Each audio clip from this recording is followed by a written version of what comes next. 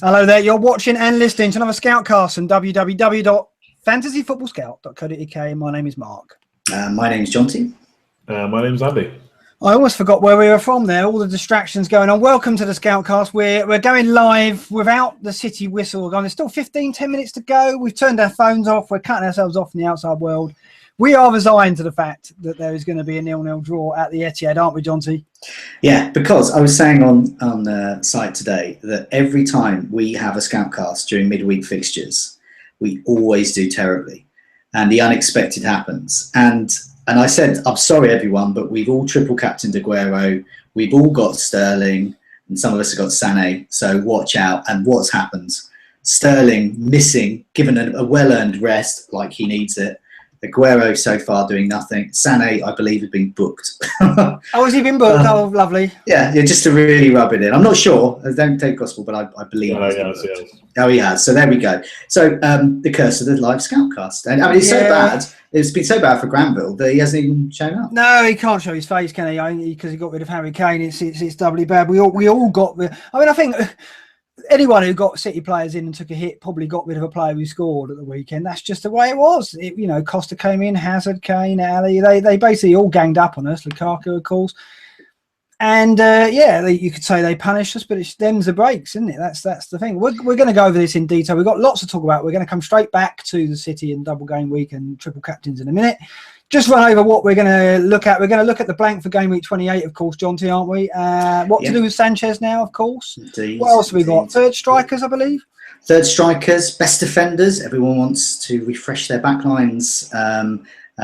Yes, looking at Aguero as well. And all the usual, looking ahead, clean sheets, fancy eye risks, and our transfer plans. Looking ahead to the four fixture game week, the bumper game week 28. Yes, but let's talk about more of it. Okay, so the game, I'm looking at 75 points. I took an 8-point hit. And confession here that I got rid of Costa and Hazard and Stanislas. Now, luckily, it was Stanislas who went for Sterling and Sané came in for Hazard. So it's not like I got rid of Hazard for Sterling and such. But it doesn't matter, does it? When it all comes out in the wash. At the end of the day, I lost players who got points. Hazard was the transfer I made last, and I did worry about it, but I just thought, I'm going to go Sané. I'm going to go for it. I fancy City to score 4 or 5 goals over the 2 games, and it hasn't happened, unless there's going to be a blitz in the final few minutes. So one of those things. I got punished, but I wasn't alone. Let's go to you, Andy, next. What did you get? You got rid of Lukaku, didn't you? Yeah, so I was always getting rid of Mkhitaryan for Sterling. That was kind of a dead set. And then it was Aguero in for Ibra or Lukaku, and I am denied about it because I worked out that Ibra would have to get almost a hat-trick to make it the worst decision to get rid of him. But in the end, I couldn't get rid of him against Bournemouth. So, got rid of Lukaku. And then, as with all double game weeks, I just wanted to go all in for it. So I was working out how to get Sané in, and the only way was to get rid of Sigurdsson or Ali. So I got rid of Ali. Oh. And, I'm about 4 points worse off. It's not the end of the world. Like, I was always getting Sterling in, so I'm not too bothered about that. But yeah, I'm down about 14 points, I think, in all. But it's not the end of the world. Triple captain is obviously, we'll probably have to classify it as a fail. But when we spoke about it before, once we've captained people like Andy Carroll in the past with it, I'm happy enough with it. I think could be better, but it's not completely the end of the world just yet. No, we just needed 1 goal from Aguero tonight. Yeah, that's what I wanted to know. If you get to like 17 points, which is a hat trick for a single game, I would have been really happy with that. As it stands, it's a bit disappointing, but not a lot we can do about it right now. No, exactly. We'll talk about the logic behind it. Let's go to Jonty next. I mean, you didn't take a hit, but still, you've got to put it down as a foul, haven't we? Well, I haven't come out of this as bad as some, but I'm okay. But you've got to consider if Aguero ends this game week on, what is it, 9 points? Is that right? You've got to consider that a disappointing return. It's not a fail, as in just getting 2 points, but definitely disappointing. So I got Sterling, Aguero in, triple captain Aguero, got rid of Ali, of course he scores, and I got rid of Lukaku, of course he scores. But no hits, so it's not too bad. And as we'll come to talking about game week 28, I'm okay for that as well. Yeah, so just to touch on Granville, he came in at 45. He got rid of Hazard and Harry Kane, which hurt, which stung a lot. I mean, as I said, I think if you look across any team that brought in 2 or 3 City players, you're going to find that one of the players they got rid of probably did well. And it's just, that was the way it went, wasn't it? It was just the way the game worked out. Do you remember last year, though, we did exactly the same thing, got rid of Spurs players because they didn't have double game weeks, and exactly the same thing happened. So I'd like to say that would make me more wary next year. I don't think it will, but probably something to consider. Well, this is it. I mean, like we can do a post-mortem on it and we can go, oh, well, you know, we shouldn't have got rid of quality players. But it's about your mentality, isn't it? It's about, I mean, for me, I always attack the double game weeks anyway. And particularly this year when I thought, well, I think I'll go for it. And basically, it makes it more, it's a game. It makes it more fun. You want to play a double game week. To play a double game week, you maximise as much as you can within reason. You know, I didn't go 12, 16, 20 points. Some people did. But, you know, I went to 8. That was as far as I was going to go. And that, for me, was enough. But as it turns out, had I got Grant or Peters in, I would have done better by the looks of it. But it's just, you know, one of those things. It didn't work out and we've got to move on. I don't think we can, you know, be morose about it and lament and look at what we could have done differently. Because I don't think I would have done it differently. I look at the fixtures, Sunderland and Stoke, and City went into it in form. Aguero went into it in form. The logic, I mean, this is what I said in the preamble. If I do it, at least I can look back if it goes wrong and go, well, I would have done that any other season as well. So I'm happy that the logic was there. It's not like I gone, oh, why didn't I see that coming? You know, not many people would have predicted that City would draw 0-0 with Stoke, which it looks like it's going to be the case. So my conscience is okay. I'm not going to beat myself up. Let's move on. How do you feel about it, Jonty? Yeah, no, I mean, it's good. We were talking earlier. Last week, I jokingly said that Kolarov would be a very good purchase for those looking for a differential. He does have form in double game weeks as well. And I think the way it might pan out is that he'll end up being City's highest scoring player. So triple captain Kolarov. So if I'd have got in and triple captain Kolarov, which no one in their right mind would have done, especially not me, the way I play the game. So if I'd have done that and it completely failed and I ended up with 6 points from all of those both fixtures, then you would have said, well, just desserts, hard luck. But you know, if I had done that, you get 45 points from one player. You've got to do the sensible thing, as you said, rerun it again, even with hindsight, wind the clock back, looking at Aguero's form, looking at their fixtures, and looking at the potential other double game weeks, which we spoke about in detail last time. I would do it all again. I would definitely triple captain Aguero again. But you know, yeah, you've got to play the game like that, definitely. Yeah, I mean, everyone I know around me in my leagues, you know, I know put the work in, definitely went Aguero triple captain. I know it's the number 1 in the world, didn't even get Aguero in. Turns out that's a master stroke, but, you know, he captained Sterling, so he didn't know everything. It's just the way it is. I mean, congrats, obviously, to people who come out of this with still their triple captain intact, but then they're going to go through similar when it comes to putting it on Kane or Sanchez in the future. They're going to have to sit there and watch and hope that they deliver. At the end of the day, if you've done the work and your logic is there and there's reason to put triple captain on, it's then lap of the gods time. You know, anything could happen. I mean, sendings off, disallowed goals, and it just hasn't worked out, has it? Well, the real winners this week, although he did absolutely nothing, they didn't make any transfers. One guy in my mini league, he's made 4 transfers all season. I thought he was an actual ghost team, but he is playing. He just doesn't want to make transfers. Captain's Costa most weeks, did it again this week. He's looking at about 60, 70 points. You know, got others there, captaining people like Llorente and Kane. You know, these are the people who basically didn't even bother with the double game week, who are actually winning this week. So we're about, you know, we're 10, 20 points down on those people. But I'd do it all again. Andy, what's your view on it? It's you know, are you feeling? I mean, I guess you got to be philosophical, haven't you?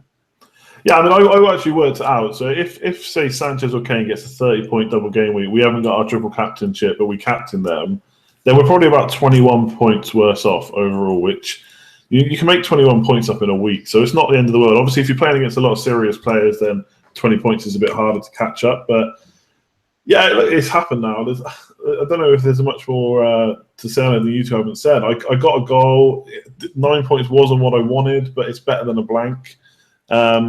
I'll do it all over again for sure. I'm already looking forward to the next double game week where I can get rid of all my players that are in form to bring in the ones that got 2 games. And I will do it every single time. And if it doesn't work most of the time, then so be it. Those times when it does work are really good memories. Yeah, I mean, this is what playing the game is about. The double game weeks are things we look forward to. And I know that Granville doesn't like them at all. He doesn't like wild cards and double game weeks. Anything which deviates from the norm. It does interrupt you. It does make you think differently. It does make you make decisions that perhaps you wouldn't normally do. And sometimes it comes off and sometimes it doesn't. And I think Andy's right. I mean, when it comes down again, we're all going to get excited again. We're all going to put stock in players that perhaps we wouldn't do. I mean, I would never have 3 City players at any other time, probably, but it looked on paper like it was a decent option. They could have exploded goals. It just didn't happen. Now, how much do we blame Pep for this? I mean, I looked at the team sheet tonight and I was relieved that Aguero and Sané were playing, but I was concerned, no Sterling, obviously, but Silva was the one I was worried about because he links it all up. Yeah. I mean, can we put any blame? Should we have seen this kind of thing or not? Well, I mean, he loves rotation. We don't know when it's going to come. We just have to hope for the best. I mean, we all go into that thinking anyone could get rotated. Personally, I thought Sterling would have been one of those immune to that. I just think he's got 2 wide men and Aguero that it's worked in the last few games. And I would have thought the Middlesbrough game, the FA Cup game, would have been a great chance. I mean, part of the problem is that Sterling's deputy is Navas, who is, he's rubbish. Let's not mince our words about it. He's basically a bloke who just runs and barely touches the ball. And if he does touch it, he's rubbish. Well, he's no end product, really. He's just got no end product. So basically, as soon as he gets the ball, you might as well just kiss goodbye to any hope of a goal or an assist there. So that's a problem. And so, other teams, say, for example, Chelsea, they don't rotate much, but if you've got maybe Matic is out, well, get Fabregas in. And Pedro is out, well, let's have a look at Willian. You've got lots and lots of options there. And to a certain degree, Manchester United have as well. They've got a very strong squad. And Man City, I don't know, they've been caught out a bit. But I don't know. I've thought this a lot this season. Guardiola, I don't think he quite got a handle on the Premier League. I think he's looked at a game like Stoke and went, easy peasy, let's bung that headless chicken Navas in. Well, it's not easy peasy.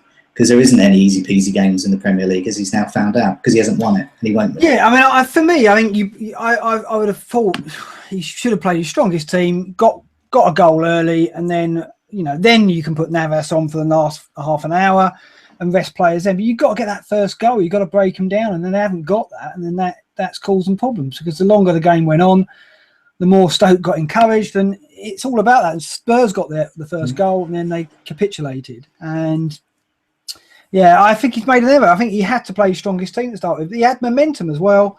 4 wins in a row. They could have kept it going. And it's strange. Who won the Premier League last season? Leicester. How much did they rotate? Barely at all. Who's going to win it this season? It's going to be Chelsea. How much do they rotate? Hardly at all. He's got to get wise to this. Chelsea have been fortunate with injuries, though, haven't they, as well? I mean, they have, but he's still got to. But perhaps it's it does seem to be the case that players who are out injured or perhaps rotated, when they come back, they then pick up another injury. Why is it that the players that are playing week in, week out perhaps don't get those injuries? But anyway, let's look ahead. Okay, let's move on. Let's try and cheer up, shall we? Yeah. Look at blank game week 28 then, shall we? Yeah, come on. So lots of questions on this. Hits again. So there's lots of people are looking at their teams now and they're thinking, oh my God, I've only got 5 players. So they're not going to take like 20 points worth of hits, but Jarvish asks, is it worth a hit? And then FPL Virgin asks, what is an acceptable number of double game week hits as well? And I like this question as well from Apple Bonkers. It says, do we enjoy this 3 game week spell where you've got a blank, double game week, blank as well? And do you like the weeks leading up to it and the preparation? Well, personally, I do. I quite like it. Even if it fails, I quite like that planning. And I like the fact that I'm going into game week 28 with 10 or 11 players because I planned for that. And I like the fact that I got Aguero and Sterling in, didn't work out, but I'm pleased I planned for that. So I do like that, definitely. Yeah, I mean, do you think that this is one instance where, obviously, when we commit this time to planning and strategizing and writing articles, and other people writing articles for us, It is a blow when it doesn't come off, doesn't it? I mean, it's going to be the same for the blanks as well. I mean, like, who's to say? I mean, it's a very similar scenario where there are people probably who have been planning for game, you yourself, where they've gone, okay, I'm preparing my team for game week 28. I'm not going to sell that player because he's playing 28. I'm not going to sell that player. So you end up keeping players that you perhaps wouldn't have done in the past. And then it could all turn out game week 28 and, you know, some of them don't play and it's 0-0. And, you know, it could happen again, couldn't it?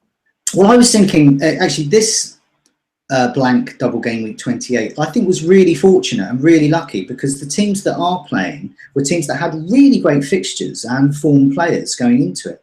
So they're players that I would have got anyway. I think the same rules apply. The players that I perhaps could have replaced were just my bench players. So looking really at Johnny Evans, Charlie Daniels, and I had Stanislas, who's now departed finally from my team. But nevertheless, they were my bench players. So I didn't really want to be replacing them anyway. But players like Lukaku, these are the players that I've got in over the last couple of months in anticipation of game week 28 have basically been Coleman, Brunt, Lukaku, and Sigurdsson. Well, I'm more than happy with them. And I got Mane in as well for the blank game week 28. I also got him in because he's a great player. And what's happened? Well, he rewarded me last week, and I very much hope he'll reward me again against Burnley. So I think the same rules apply. Look at the fixtures if they're good. So I'm not going to get in players with terrible fixtures a month ahead of game week 28. But yeah, so going back to the thing about hits, there's something, one of our regular posters, Costa's Counsellor, posted some blank week bingo phrases. And so I'm going to say one. So Costa's Counsellor should get his pen out now. So a hit this week.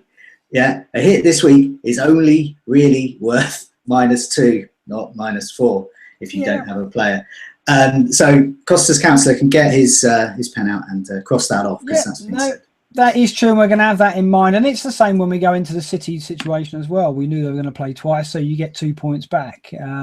But, you know, you just got to be careful loading your team up with assets that you wouldn't normally want beyond that. That's the key. And we're lucky in that, Mane, Sigurdsson, Lukaku, Coleman, these are players I think you're going to want anyway. So that's totally fine. How far you go beyond that? Well, I guess that's what these questions are addressing. Andy, how are you feeling about game week 28? Yeah, pretty good. I mean, my team, because I got rid of Lukaku, I think I'm on 7 or 8. But I'm definitely looking at hits this week because, like Johnny said, I'll give him another point. They're only technically going to cost us -2 as long as obviously the player that comes in scores 2. So I need to get in players like Lukaku. I might get Coleman, and I might double up on Liverpool midfielders with someone like Coutinho. So that's 3 players in, which for a -8. But I don't think that's too bad because I want them for the long run. Now, if you're starting to punt on players for a week or 2, then I'm not so sure. I've seen people looking at getting Llorente in for a week, maybe 2. I don't know if I'm so sure about that. But again, it's really only a 2-point risk. You know, as soon as he gets a goal, you've got your points back. So I'm all for it, to be honest. As for a set number, I think it just depends on your team and who you're bringing in. If it's the players I mentioned before, like Coleman, Lukaku, etc., I think it's perfectly acceptable, to be honest. 8-point hit. See, my tactic was go for 26, go for the double game week with City, and then hope that they deliver lots of points, and then use those points to get ready for 28. Now, that was always the plan, which is, I think I've said this in a few articles, is I'm not going to think about 28. I'm just going to go for 27, go for City, hope they deliver, and when they deliver, I'll then spend the points I've got there, spend some of those stocking up on 28. Now City haven't delivered. It's different, isn't it? I've got to look at it and be much more reserved, I expect. So I'm probably only going to spend 4. And like Andy says, I think the tactic is I don't really want. I'm looking at players like Antonio, Lanzini.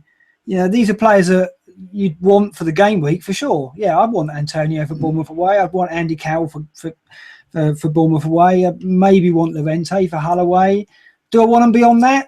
Probably not, because I'm already looking at 29 and going, well, Kane, Gabbiadini, these are players that have more appeal from that point on. So I don't know. I think I'll have to be more reserved and then just hope that these fixtures don't deliver big points, just like City haven't delivered big points. It's going to come down to a bit of luck, lap of the gods kind of thing. I think the way to look at game week 28, because it's such a small pool of players and teams, I think you should look at it in kind of 3 groups, really. You've got a core who I think, I wouldn't use the word essential, but these are very important players that game week.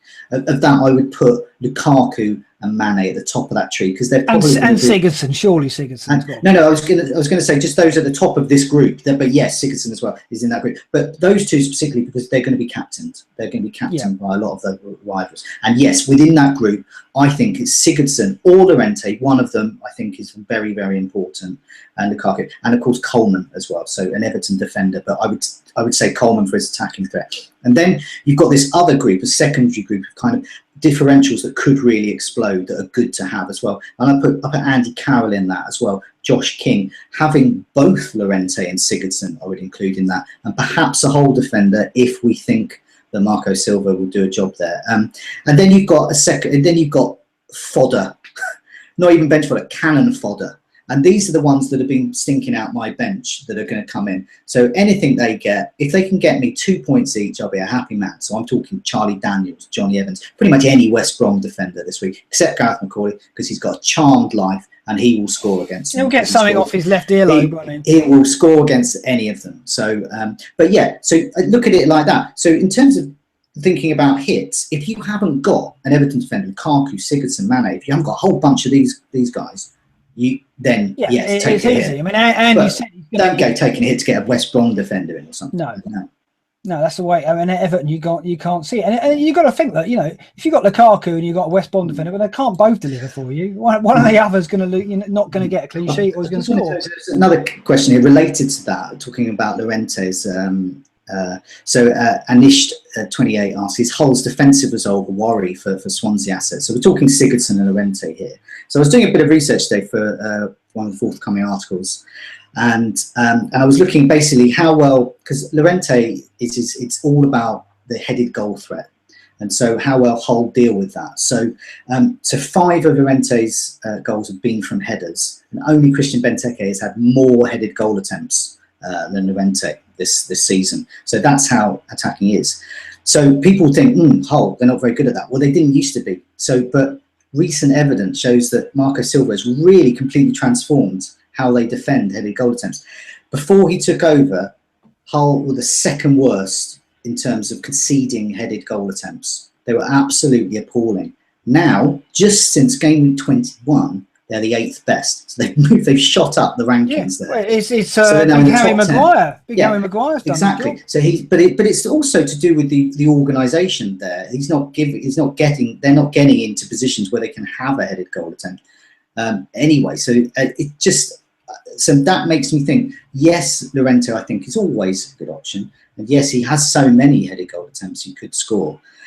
But the evidence suggests that he's not going to have an easier time against Hull, as perhaps he might have done way back before Marco Silva joined. Yeah, I've got to say, I don't know, but I mean, Llorente has got good fixtures to follow, and Antonio's got good fixtures to follow. So we are fortunate in that if you do get these guys in, there is some merit in carrying them through. But I think if you get Llorente in as your third striker, you're committing to 3 up front, and then you're obviously what you're going to do. You're not going to get Sanchez back in. You're only going to have one Liverpool player. You are committing more than just getting Llorente. For example, I've got Andy Carroll already. I've had him for weeks, and he's facing the Bournemouth defence. So I'm not going to get Llorente in, because why should I? I've got. Oh no! But I use that as an example. There'll be other fantasy managers will be in a very similar position. They'll have another striker or perhaps a 5th midfielder, and they think, no, I'm not going to get rid of them. Why should I get Llorente in? Yeah, I think Carroll's a good bet actually against Bournemouth, because I mean Bournemouth can't. They're ranked 2nd for headed attempts conceded, so they really struggle. And so if Mings is out and Francis is maybe not going to play either, so they're really weakened. So Carroll's one I'm looking at. If I was going to get with Anachibi, it wouldn't be Llorente. It probably would be Carroll, because he's not going to give. He'd probably be injured the week after, but he's going to go. I mean, he's not going to be in my team for much longer. So. I don't know. I've got a lot of thinking to do after tonight. I was hoping there'd be points in it for me tonight, and therefore I could take some hits without worrying about it. But now it's a very, very different scenario. So, I mean, Andy, your transfers are pretty booked in. Look, we're getting rid of Lukaku for 27. He's coming straight back in, and you're going to get Coutinho. Now, what do we think about Coutinho? You're looking at him and doubling up with Mane, then I take it. Yeah, basically, I've looked. I'm sure you have looked at Coutinho's stats. They're pretty crazy right now. I still think if I was just picking, this is going to sound like stupid logic, but if I was just picking one Liverpool midfielder, I'd probably still have Mane, who I've got, or Firmino. But when I double up, I want Coutinho to be the second one every time. I just think he's got the potential there to score big, but if I just have one, I don't know. But yeah, looking at his stats, surely he's going to be scoring big very shortly. It could be against Burnley. But Man City is probably the fixture, obviously, we don't like, but I can see them scoring it in that game as well. So yeah, I'm looking at doubling on them. And going back to what you're saying about West Ham players, I don't think I'm going to have enough transfers to get one in this week, but Bournemouth was so bad against United. It was just a case of United not being able to finish like all season. But they should have been like a few goals down in the first half. So if you've got a West Ham player or you're looking at getting one in, I think they're a really good bet this week. Yeah, and if Francis is going to make it, they're playing I think Barry Cargill at centre back, and it's that'll be his first start. And they're bad anyway. So giving a young guy a first start against Andy Carroll, if you're Slaven Bilic, you're going to get right on top of that, aren't you? Boric isn't very clever in the air either. We saw that defending the West Brom corner. West Ham should get a couple of goals, but I said that about Man City. I'm Stoke, didn't I? So don't listen to me. But yeah, I think there's a punt there to be had, either on Antonio or Carroll. I'll think about it. That'll go to the wire. For me, Coutinho is probably the one I'm going to do. It'll probably be one of the City boys out for Coutinho. I think I am going to double on Liverpool, because I look at it and think, well, of all the players, all the teams that could deliver big scores, it's got to be Liverpool home to Burnley, isn't it? You've got to think, again, I've said this about City, but you look at the fixtures and think any of those matches could be close, but you expect Liverpool to put a couple of goals past Burnley. So, Jonty, are you looking at that? Are you sticking with Mane, or are you going to double up? I'm sticking with Mane, and we might as well come to this. We've got a question on this actually, so we might as well come to this now. Really, which is Fantasy Philosopher asks: is Coutinho about to explode with goals? Obviously, not actual explosion. So we call this Coutinho imminent, and yeah, drum roll, goals imminent table's coming out. And there he is. There's no pie this week.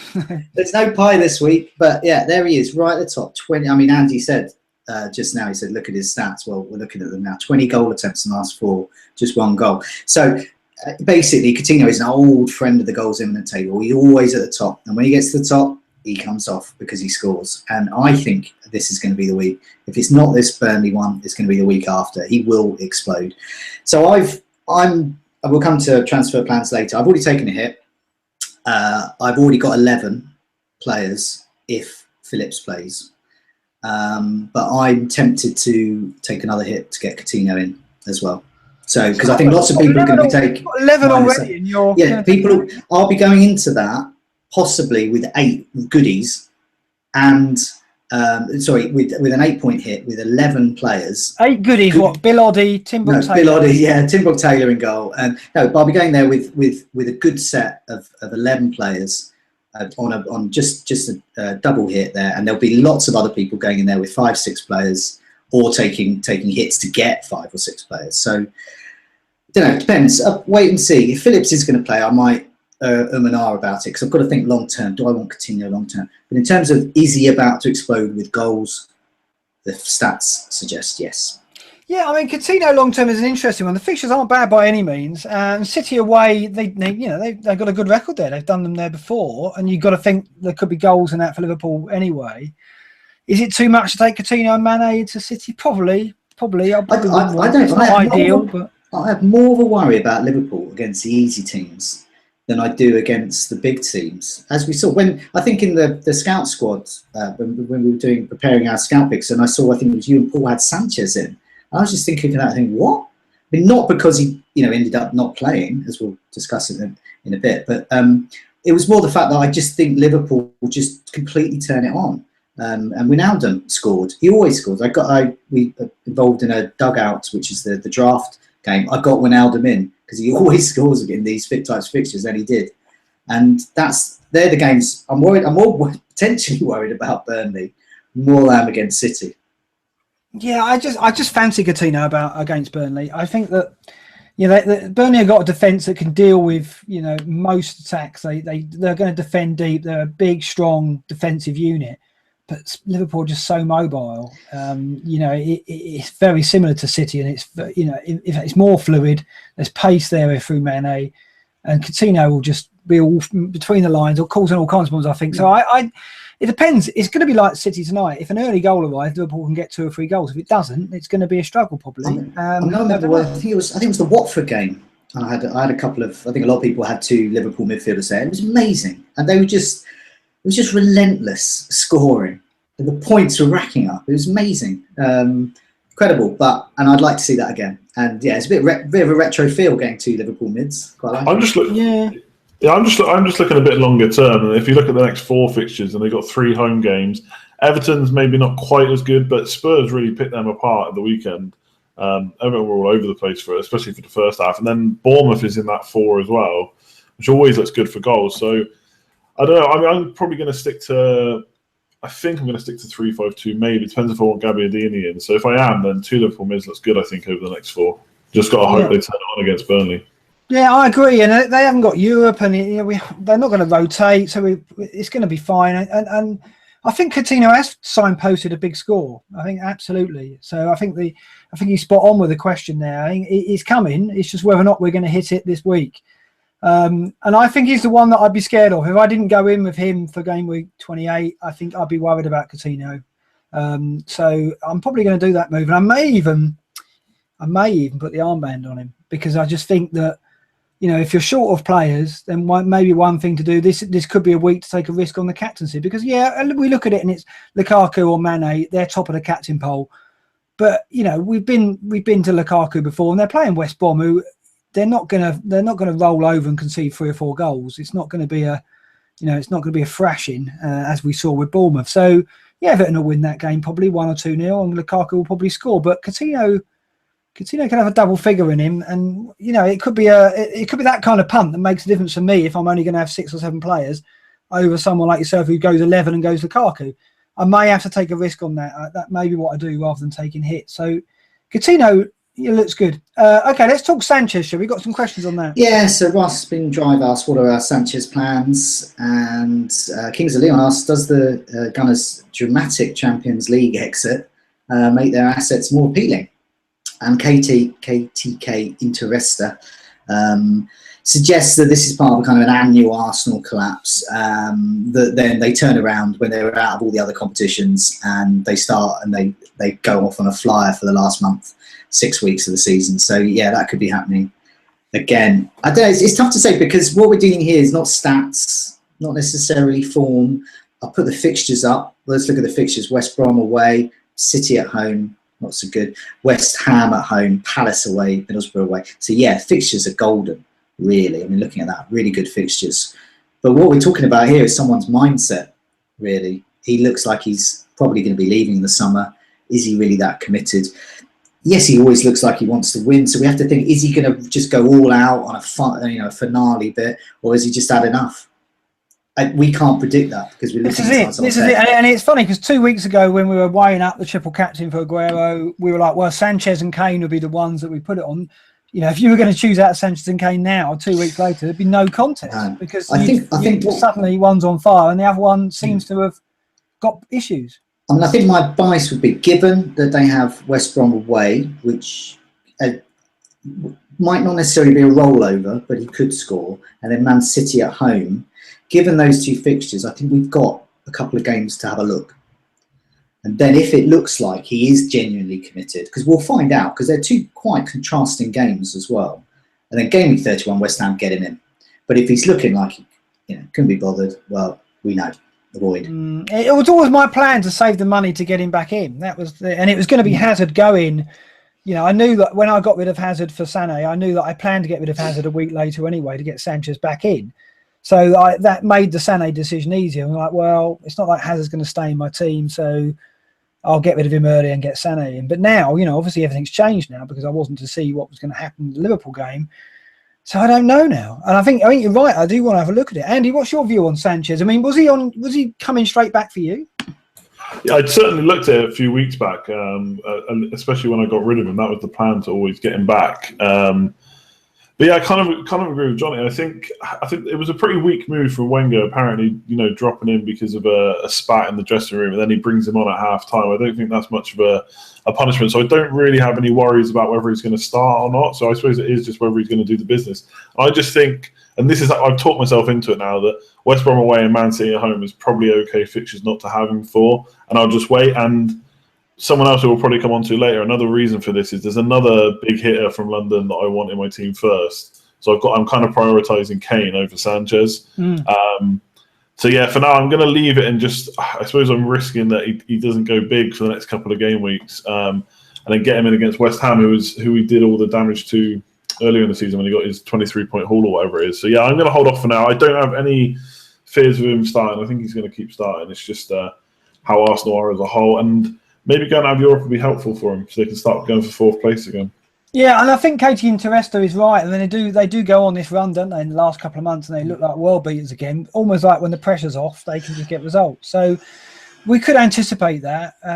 But the thing is that when they get into double game week territory, Sanchez is one we want in double game week, I guess. But there's going to be so many other players as well that are going to be on the shopping list. It's difficult, but I think I'm going to reserve judgment. I think I am going to wait. I'm going to wait and see how they come through these next couple of games, because they're right. It's a big test. West Brom and Man City, a big test of what's going to happen. And it's not just Sanchez; it's a team around him as well. He can't do it on his own. He does try, and confidence seems to be just obviously going to be lacking at the moment. So we'll see how they react. But yeah, that has changed my plans, and it's changed. Maybe now I do regret getting Hazard for that reason, because all of a sudden he's closing the gap on Sanchez. It's an issue. Okay, let's talk about Aguero, shall we? Let's jump to that question, because obviously tonight he's let us down. We've got a couple of questions on this, haven't we? Yeah, I'm just scrolling down to find the Aguero. Bear with me. Yes, Jack the Cat. Is it worth keeping Aguero? Form over fixtures? Well, they've got the form tonight. And Greg Hammer does the Ibrahimovic ban. So Ibrahimovic misses 2 Premier League games, 3 matches in total. Does that mean that that you have to, if those with Aguero and Ibrahimovic are now looking to keep Aguero? Perhaps they were thinking of getting rid. So let's have a look at the fixtures first. Man City, they've got Liverpool at home, Arsenal away, Chelsea away. So they're horrendous fixtures. And then he's got Hull at home and Southampton away. So then it gets much better. So basically, I'm looking a bit like with Sanchez, really. I'll be looking to offload some of my City assets, which is basically going to be Aguero for Kane in game week 29. That's what I'll be looking at. I think a lot of people will be looking at that as well. I don't think there's anything unusual about that. I'm probably going to look to keep Sterling if I don't get Coutinho in, because he's nice and consistent. But I think I might get Coutinho instead of Sterling. But so nevertheless, it's the same principle as Sanchez. We've got 3 fixtures, which are quite a little bit tough, and then we can have a good look and see what he's like. And he costs so much more than all the rest as well. And if Costa's firing, Kane's firing, Lukaku's firing, and as we'll come to, we've got all these third strikers in the 6-7 million bracket. They're all firing. Why are you going to spend nearly 13 million? I think the other factor is Aguero is going to drop in price like a stone now, because all those who bought him in, the 370,000 who bought him in, a lot of those are now going to look at it. And the one man they're going to, as Andy alluded to, is Harry Kane. It's a foregone conclusion, isn't it? Harry Kane is now we've got a lot of heavy hitters in form. Lukaku, Costa, Ibra was in form, Aguero was in form, and Kane. Now you look at it, Kane's at another level, isn't he, Andy? Yeah, for sure. He's my number one target now. And talking of like Aguero in form, I think he's in form in the same way Ibra is, that they're scoring goals, just not in the league. So like he hasn't scored that many recently in the league, and obviously he's got 1 over these 2 games. So earlier on, I didn't have him because I didn't think he was value for money. I still don't think Aguero is value for money, but I was willing to obviously take the punt for a double game week. But yeah, he'll be out. Boring echo here, but he'll be out for Kane for me. Free up some money to spend in midfield and defence. I don't see much point in keeping him. Before like the Ibra situation getting suspended, I had looked at 3-4-3 and 3 heavy hitters up front, and maybe keeping Aguero for Liverpool, because I think that's a fixture they can score in. But yeah, now it's just going to be Kane in. Like Kane has caused too much damage while not in my team, and I always say like Costa, I'm never afraid of him. Kane, I am, because he can score a hat trick. No, absolutely. I mean, we're looking at it, and Lukaku and Kane 6 double-figure returns. That's the difference. Costa only 3, and his top score is 12 points. It's no contest. There's absolutely no contest. I mean, Costa is consistent. I'll give you that, but for number one, Chelsea aren't thrashing up opponents. They're not winning 4-5-0. Spurs are. Everton have. Lukaku and Kane for me are the two to go with. We've got to keep Lukaku for 28, and his fixtures. I think he's got 4 and 6 at home. You've got to keep him for that run. When we get into double game weeks, all bets are off. But it's Kane and Lukaku. Kane miles ahead, I think, because it's just the way. And Spurs know Europe. Great fixtures right to the end. Double game week to come as well. It is simple. I mean, we don't want a template, but I think we're going to see one when it comes to our forward lines. I think Lukaku and Kane are going to be in a lot of teams. And then in a moment, we're going to look at the third striker. That's where it gets interesting, because then we got a decision whether we stop, we take our money out of midfield, we go for a cheap option, a cheap midfielder, and we get a third striker in. And I think that's going to be the next question. Aguero, though, for me, doesn't have a part to play now. I don't see it. No. But his next double game week, of course. Well, there is that, but it's going to take some surgery to get him back in. I mean, obviously with the wild card bench boost, that's when we'll look again, isn't it? But I think, what do we think about Zlatan as well? Do you think Zlatan's going to factor in our teams until double game weeks? I can't see it personally. Not until this double game week. One of the problems. See, I had a problem with Kane. I got Kane in, like a lot of people, and captained him for those Burnley and Hull games at home. And almost in rage, I got rid of him. And then he went, and then he didn't immediately do well, but then he went off on a fly, and all his hat-tricks started flying in. But it's still taken me a while. And I think a lot of other managers who got burnt by that to fully trust him. I fully trust him now. I get a red arrow every time he scores well. Every time he doesn't, I get a green arrow. So that's like a no-brainer to get him in. But yeah, so yeah, I think he's great. Yeah, he's coming in for all of us. It's boring, but it's going to happen. Okay, third strikers. Let's talk about this now, because we've gone for so much of the season without this. I mean, Charlie Austin, we were flirting with him, then he got injured just as we were going to basically bring him into our teams. I think a lot of people were looking at him, but now there are options. I know you've got a few names there. Well, yeah, Clifford. Our double game weeks aside, who is the best third forward option after the blanks? And he's put forward Gabbiadini for Southampton. Troy Deeney he mentions as well, but he's got the form. And Llorente, who's also got the form for Swansea. And then Berlin asks, is Gabbiadini a season keeper? So, I've had a look at the last 4 matches that they played in terms of goals scored, but also looking at things like goal attempts. And Harry Kane, he's at the top there with his 6 goals over the last 4. And then Lukaku's next as well. He's got 6 as well. So they're doing well. And then Gabbiadini's there. He's only had 3 actual starts, but he's got 4 goals. But this is where it gets his goal attempts is 16. So he's putting in a huge amount of goal attempts, and he's actually getting the goals from them. As opposed to, say, Ibrahimovic was posting stats of, say, 16 goal attempts over 4 back in his drought, and he maybe had 1 or 0 goals to show for it. And then, so I think Gabbiadini, on current form, and the fact that Southampton, I believe, have 2. They got 2. Have they got 3 double game weeks coming? They've got 2. They've got 2. Yeah. So you're getting a double. You're getting a striker in form with 2 double game weeks coming up as well. So that is good. So I would put him up there. I mean, for me, I'm looking at game week 29, the front line, which I know a lot of people are looking at as well, is Lukaku, Kane, and Gabbiadini. Yeah. And then when Everton's fixtures turn, then I can start looking at removing Lukaku, because he's a reverse troll. No matter what people think, he scores against the rubbish teams at home. He does well. He scored against Spurs, but he only got 6 points, so that's not a deal breaker for your game week. So he doesn't really hammer the good teams. So yeah, that's why Gabbiadini for me. Yeah, no, I think so. I think it's an open shut case. I mean, it's pretty clear that he's hit the ground running. He's a goal scorer. He's not been playing up front in Italy, and he's been frustrated. He's come over here. They're playing him on the shoulder, the striker. They were creating chances all season. I think they're ranked 8 for chances created, and just didn't have a striker to finish them off when Austin got injured.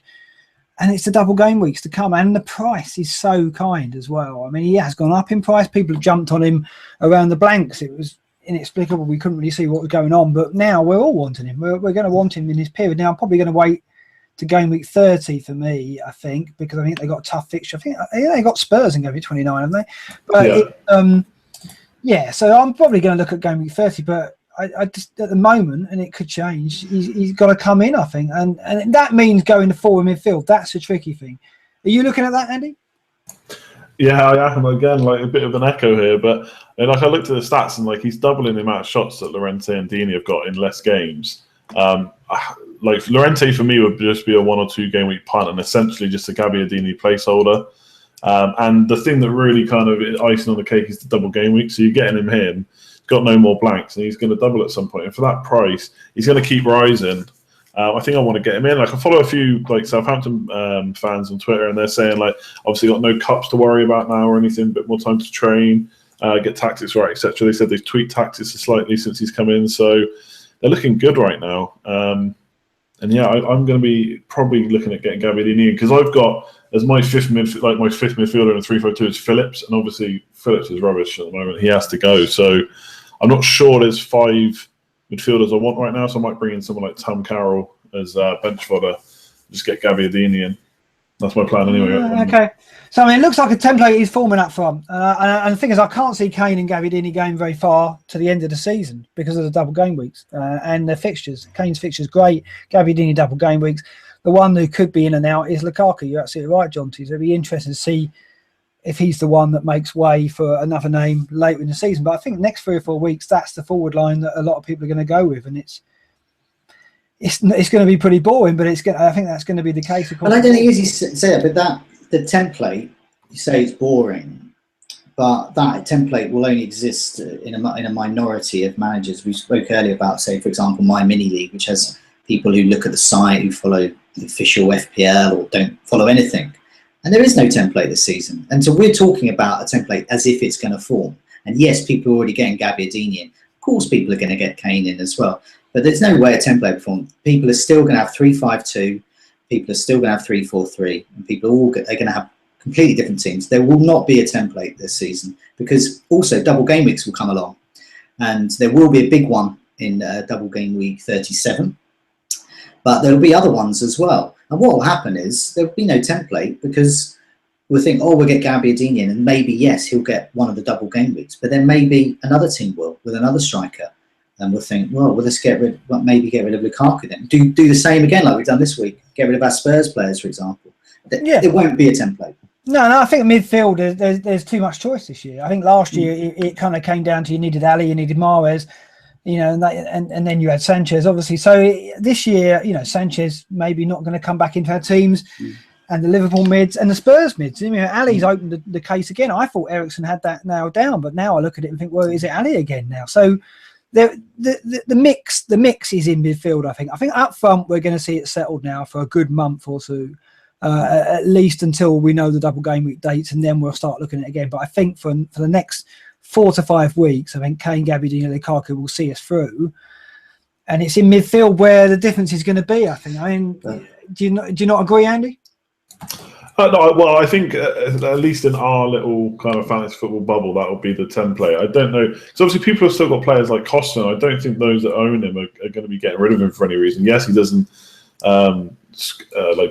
get big hauls, but he's scoring pretty consistently. So if you've got him, there's probably no reason to drop him. Even maybe for Kane, you'd probably think twice about doing that. So I think within our kind of space, there will be a Gabbiadini, Kane, Lukaku template.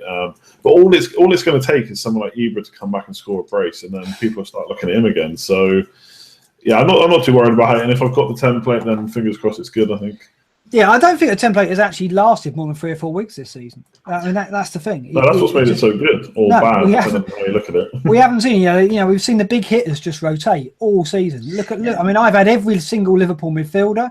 I've had Hazard, I've had Sanchez, I've had Ali, I've had Eriksen. I've had them all. It's just whereas previous seasons, you would probably look at your team and go, well, I've had a core of 6 or 7 midfielders, and that's it over the entire season. This year, I've had a complete roll call, a roster of just big hitters coming in and out. Budget midfielders. We've seen them all come and go, and I think that will continue. And then obviously all bets are off when we get to 37. Our teams are going to be. Who knows what our team's going to look like for that? I mean, one area where there will be differences, and it has been all season really, is in defence as well. And we've got a few questions. Well, a bit of question from Speezy Boys about after game week 28, because the fixtures do turn. They particularly turn. Well, they're already turning game week 28 for West Brom, and a lot of us are sitting there with Brunt and and so forth, and our team's wondering what should we do. So Speezy Boys asked, with West Brom fixtures turning and Chelsea losing clean sheet potential, yes, this is key as well. So we're sitting here with our expensive Alonsos who's doing nothing for us. Which other teams are worth looking at for our defenders? So you've got to be looking at the fixture. If you're looking for a premium defender who's going to get you clean sheets and attacking points, you've got to be looking at Walker really, and perhaps Rose if he's back for Tottenham, because their fixtures are Southampton at home, Burnley away, Swansea away, Watford at home, Bournemouth at home. That's incredible. It's a sea of blue on our season ticket. We're blue for easy. Sea of blue there. Okay, don't laugh. Now, last week I said, yeah, exactly. You're going to go last week. Last week I said Kolarov, don't laugh. And what is it? Well, I'll give you that. I believe he's become the highest Man City player this in the double game week, or one of. Well, Fuchs, yeah, he's got the form. Leicester have suddenly woken up. Now they've got rid of, or rather, their boss has left. And well, look at there's a sea of blue as well. West Ham away, Stoke at home, Sunderland at home, Everton away, could be tricky, and Palace away. They've got the fixtures. Fuchs has the form. Now, like me with Kane and Burnley and Hull, I've been burnt bad by Christian Fuchs. He savaged me. I got him in. I've never been savaged that badly. You had him for about 5 or 6 weeks, didn't you? I've been savaged by players that have not played, like Stanislas. But I've never been savaged by an active player who's literally gone on the pitch and somehow targeted me and taunted me in that way. He was getting like 1 point every game. I would dream of 1 point from Christian Fuchs. I was on -1 for half of my time with him. But anyway, I'm thinking about going back there. Fair enough. I mean, you look at the Stoke-Sunderland window, 30-31. That's where you look at Leicester and think, okay, is it worth a punt there? I mean, they've got the double game week to come as well. And if we know about the dates, then we could look at them. And Fuchs, I mean, looking at Mahrez and Vardy, they're too expensive. And they're in areas where you're not going to rotate. Whereas Fuchs at the back, you might go there. Yeah, not bad. It was Vardy 9-3 or something. That's just not not going to happen. 9-6, I think. Where's Fuchs? I mean, Fuchs deserves 5'2". 5. I can't believe he's 5. Fuchs is 5'2". Yeah. I was hoping he'd be about 3 million after the way he's treated. But anyway, I think around 5 million, I think is fine for a player with those fixtures. He's in form. And I think he's a bit of kind of, I don't know, out of the box thinking there, really. I don't think a lot of people are thinking about Fuchs. No, absolutely. I mean, I want to talk about Alonso because, I mean, TM's got rid of Alonso and I was like secretly giggling to myself going, oh, he's going to regret that. But they've gone 5 without a clean sheet. And, he's getting forward, that's the thing. But, 5 without a clean sheet. Are we worried about the Chelsea defence, Andy? I mean, what are you going to do with that? Yeah, I'm a little worried because he's blanked 4 out of 5. You've got attacking returns in 1. The problem I have, which a lot of people do, is they got him early. So they got him when he was like 5.9 million. Yeah. And we know Chelsea are going to have a double game week coming up at some point. And so a player like him that's getting forward so much and has goal and assist potential, do I want to be paying another $500,000 for him? I don't know if I do. Now, I think the thing is, I think someone like Walker is going to outscore him now for the next few weeks. It's just whether I want to pay that money to get him back, and I don't know if I do. I don't know if I want to spend the transfer to do that. Because as soon as they have a double game week, it's going to be Hazard, Costa, Pedro, 2 of those 3 probably, and a defender, and Alonso will be the one I want. So I am worried. And I have considered getting rid of him, but I don't think I'll do it. No, I think I'm with you there. It's a range. I got him for 5.9. I can't do it. I can't because I know I'm going to want him back. And even in the West Ham game, he got in the penalty area a couple of times, and he could have had a goal scoring opportunity. He just gets forward too much for me. Even when he's not getting clean sheets, he offers me something. So he's staying. But the Chelsea back four, just getting in this nasty habit of letting a single goal in. It's a very, very annoying thing. John, to your views on Alonso, I guess you're keeping because you love him. Well, yeah, I'll keep. I mean, I'm keeping. But, I mean, I was looking at the table here of attacking defenders in terms of goal attempts, just the last couple of matches, just to assess really where everyone's at, really. And on our live stream chat, Big Ricey asked if I got Kolarov in. I didn't get Kolarov in. So will I get Fuchs in? Well, I'm not yet, but I think I will.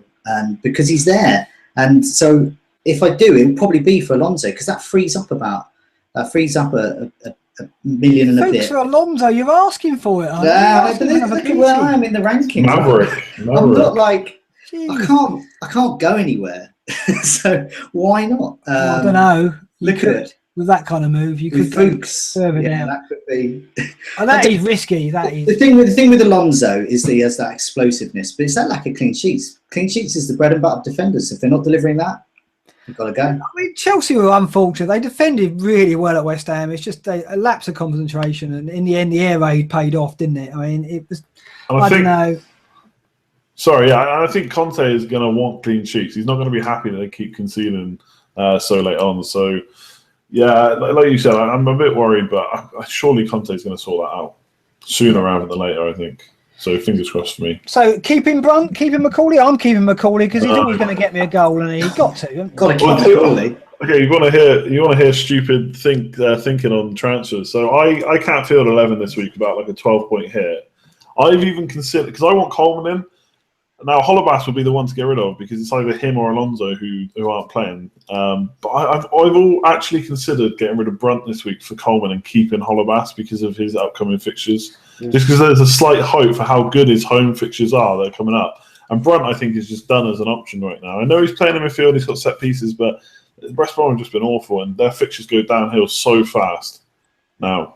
Yeah, do you think, I mean, West Brom are just like, well, okay, we're safe now. We can't really push into the top six, so what are we playing for? Talking, like a few people I follow on Twitter are West Brom fans. Like one of them even said they've got 40-point itis right now. They're safe. They've got nothing to play for almost. Potentially Europe, but that's going to be really tricky for them, I think. So they don't want that, though, do they? Because if you get in that, you've got a chance of going down.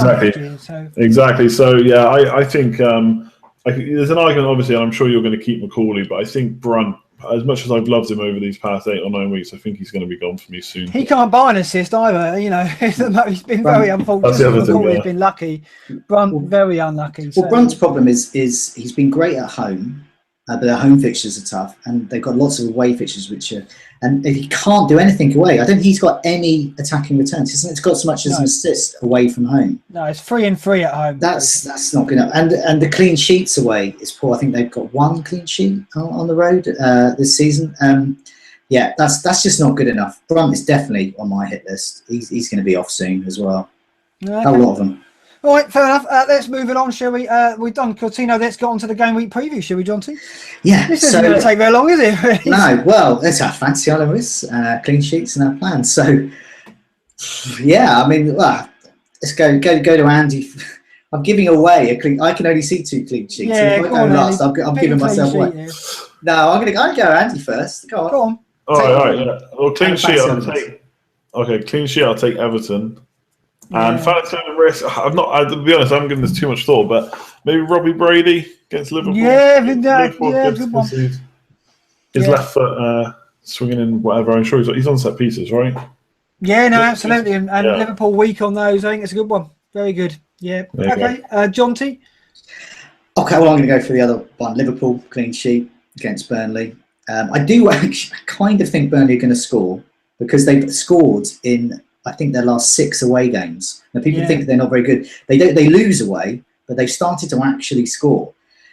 But nevertheless, I'm going to go Liverpool clean sheet. My fancy on a risk, I'm going to go for a whole player. I'm going to go for Grzycki. Oh, that's exactly what I was going to do. Nabbed him. That's all right. It's fair enough. Good pick. I'll tell you why. Angel's going to play right back, and Grzycki's done well recently. You've looked at the stats, haven't you? You're going to roll out some stats. I think he's... Yes, it's all basic stuff. He's involved. He's just involved. If they're going to score, chances are he's going to get an assist. 9 shots in the last 2 weeks. Only Coutinho's had more shots. Only Coutinho's had more shots in the last 2 game weeks among midfielders than Kamil Grzycki. Very good pick indeed. So that leaves me with slim pickings, basically. I mean, I'll have to go Hull, won't I guess? I think it's probably the next best bet for a clean sheet. And fancy on risk? Oh, it's tough. You got it now, haven't you? You got it. Shall I go Ryan Fraser? Maybe. I guess. I think I fancy them. I think there's going to be goals in that game. I think West Ham mid. I would have said Lanzini if I hadn't. Yeah, but he's not really. Is he a risk? I mean, I think that game could be 2-3-2, 2-1. Yeah, there'll be goals there. I think 2 or 3 goals at the very least. You got. I believe Bournemouth have conceded 15 in the last few matches, 4 matches. It's 22 and 8. 22 and 8. Yeah. So there we go. West Ham have been pretty porous as well. So. Yeah, and Bournemouth are a decent side. They're going to have to score goals to beat West Ham. They're going to know that. Josh King, obviously a very good pick, but not a fancy on a risk. I'll go with Fraser. He's done very well. He's 8 consecutive starts, 4 assists, 2 goals in that run. He's been their most creative player. I think that it'll be a problem for West Ham as he was for West Brom. He had a very good game at West Brom, and didn't do much at United. But then you'd expect that most teams, when they go there and get a point, probably won't do much attack wise, and he didn't figure. But I think it'll be a good fixture for him. Okay, transfers and captains. Coming to you first, Andy. Yeah, so I'll be doing Ibra to Lukaku. I should have already done that, actually. I've now lost money because, for whatever reason, I didn't do it earlier in the week. And then after that, I haven't quite decided, but Coutinho and Coleman are 2 players I'd like in my team. That would actually be doubling on Everton defence, but the 4 fixtures they have in the next 6 at home, I think, are potentially worth it. Yeah, I think that's probably the 3 I'll look to bring in. Lukaku's a definite. After that, I'll probably decide, and then I'll get rid of Sterling or Sané. I might keep Sané because he's such a differential. Tempted by that. I just think probably going on now, Sterling is probably the safer option. But yeah, I like Sané because he's not owned by many people at all. Yeah, it's interesting now because I didn't think that would be a close choice. I thought I'd go. So when Sterling's been rested tonight, so I guess that means that he's going to have another run of games, whereas Sané's probably going to be due a rest maybe 3 or 4 weeks' time if he doesn't get one Saturday. It's a close one. For me, Coutinho's coming in somehow, and it'll be for one of Sané and Sterling. And then beyond that, I might double on the Everton defence because that's got to be the best bet for a clean sheet, and they've got good fixtures to follow. Funes Mori's an option, so Matt might go for Funes Mori. Whether I do anything more than a -4, I don't know. Carroll's temptation, Antonio's temptation, because I think West Ham are going to get a couple at Bournemouth. So for me, it'll be Coutinho in, probably Funes Mori in. That's sensible. -4. Captain could be Coutinho. I could take a risk. I'm weighing that up. Lukaku could be the boring, sensible pick, but I'm just wondering whether to go Coutinho. I just think he's got a return in that game. Okay, Jonty, your captain and transfers. Yeah, I've already made 2. So I've taken 1 hit, and so far I have 11. And I have got rid of Ibrahimovic, already beat the price rises there, and got Lukaku back in. And I've got rid of Stanislas finally, and got Josh King in because he is on penalties and he's facing West Ham, and he's actually got a couple of good fixtures. Yeah, he's got Swansea next, doesn't he? So he's got Swansea next. So that's why I quite like getting him, and I think the same rules apply. It's not just for Puppy's not just for Christmas, and these players aren't just for one game week. You should be thinking ahead a bit. And so I've got that captaincy. I don't know. I mean, I might get Coutinho in for Sterling if I want to do a -8 if Phillips is out. But it's, like a lot of people, it's between Mane and Lukaku. I don't know. I don't know. They'll go down to the wire. It'd be one of those 2. Mane, I worry about though, isn't he? Because he is so hot. Home form, superb. Yeah, I know. But a lot of his hauls have come against these terrible sides. Yeah, I hear you. Like Burnley, and I think plays on the Sunday as well. So something gives me a bit of hope. That's true. Something to believe in before Anthony. And as you said earlier, I think Lukaku is going to score, but whether he's going to absolutely annihilate West Brom, I'm not quite sure. I don't know. It'd be one of those. It's horrible. Go on. I think it's a horrible one. This one, because the thing is, in my situation, I've only got 5 or 6 players. If I get the captaincy wrong as well, it could be an absolute disaster. So I don't like it. I don't like it at all. But I don't know. Lukaku, yeah, I may well play safe, but Liverpool midfielders worry me because they take it in turns so much. It's so easy to get the wrong one, and it really is fortune. You can't really predict. Is it going to be Firmino, Mane, or Coutinho? You can't really predict that. You get it right, congratulations, but it's so difficult to say which one's going to deliver, even against Burnley. So I don't know, maybe Lukaku is the best bet because it's just safe. But sorry, Andy, you were saying? Yeah, no, I don't think I said my captain before, and I'm probably going to go Lukaku. So I just think West Brom just not looking on it right now, and even conceding 2 to Palace. And for me, I'm going to play safe. Like you said, I'd like to do Mane. I think someone told me he's not done double figure haul, or he's not done well 2 games in a row or something like that. And like you said, his bow's a bit hot and cold, so I'm a bit worried about him. So yeah, Lukaku for me, very boring. Yeah, you've talked me into it, I think. I'll carry on. There's a lot to think about, and I've got to do a full internal post-mortem on the whole Manchester City debacle. I mean, the 0-0, we didn't see it coming. It's kind of put a dampener on tonight's ScoutCast, but as Jonty said at the top of the show, we should have seen it coming, shouldn't we?